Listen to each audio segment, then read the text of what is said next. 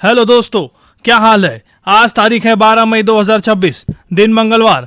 दोस्तों, आज की सुबह पूरे देश के लिए किसी भूचाल से कम नहीं है। देश के प्रधानमंत्री नरेंद्र मोदी ने आम आदमी और देश की महिलाओं के लिए एक ऐसी अपील की है जिसे सुनकर पूरे शेयर बाजार और सराफा बाजार की सांसें अटक गई है।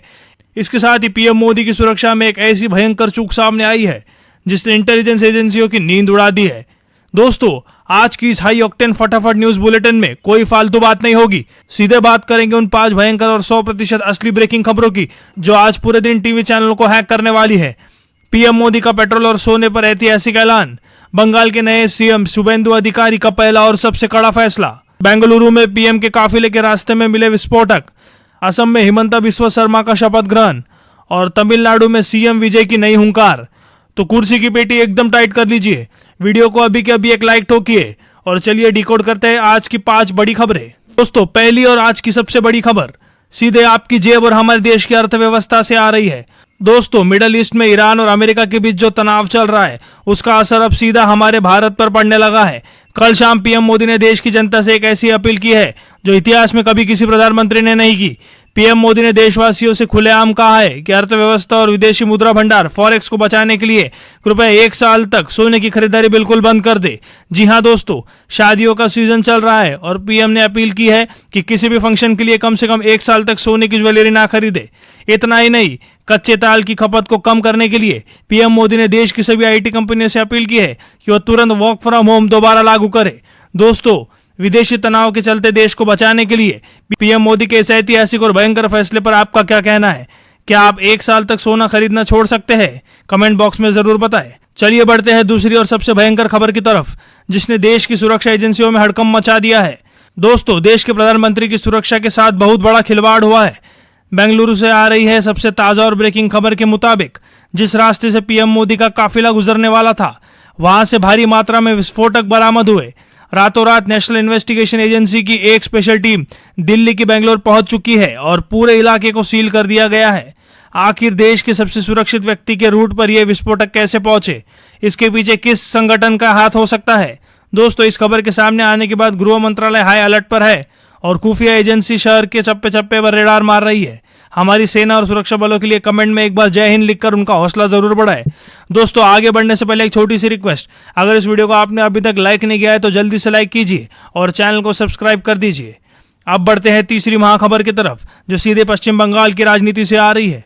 दोस्तों, ममता बनर्जी की सरकार को उखाड़ फेंकने के बाद बंगाल के नए मुख्यमंत्री शुभेंदु अधिकारी फुल एक्शन मोड में आ चुके हैं। कुर्सी पर बैठते उन्होंने अपनी पहली कैबिनेट बैठक की और रातों रात ऐसे 6 बड़े फैसले लिए जिन्हें टीएमसी के होश उड़ा दिए हैं। सबसे बड़ा फैसला यह है कि पिछले कई सालों से ममता बनर्जी ने बंगाल में जिस आयुष्मान स्वास्थ्य योजना पर रोक लगा के रखी थी, शुभेंदु अधिकारी ने पहले दिन उसे बंगाल में लागू कर दिया है। इसके साथ ही भारत बांग्लादेश सीमा पर घुसपैठ रोकने के लिए बीएसएफ को फेंसिंग लगाने के लिए अगले 45 दिनों के अंदर जमीन सौंपने का ऐतिहासिक आदेश दे दिया गया है। मुख्यमंत्री ने साफ कर दिया है कि अब बंगाल के में तुष्टीकरण नहीं, सिर्फ विकास और राष्ट्रवाद चलेगा।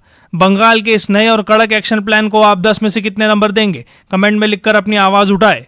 दोस्तों, चौथी बड़ी राजनीतिक खबर है पूर्वोत्तर भारत के सबसे अहम राज्य असम से। दोस्तों, असम में अपनी कड़क और बेबाक फैसलों के लिए मशहूर हिमंता बिस्वा शर्मा की एक बार फिर से वापसी हो गई है। आज 12 मई की सुबह असम के राज्यपाल लक्ष्मण प्रसाद आचार्य उन्हें फिर से दूसरी बार मुख्यमंत्री पद की शपथ दिलाने जा रहे हैं।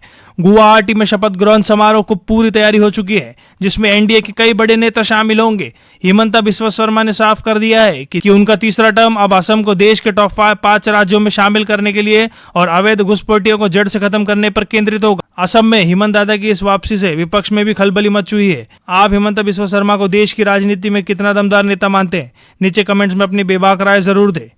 और दोस्तों, आज की 5वीं और आखिरी बड़ी खबर आ रही है दक्षिण भारत से। तमिलनाडु के नए नवेले मुख्यमंत्री और साउथ के मेगास्टार थलापति विजय ने कल सीएम पद की शपथ लेते ही पूरे राज्य को अपना पहला संदेश दे दिया है।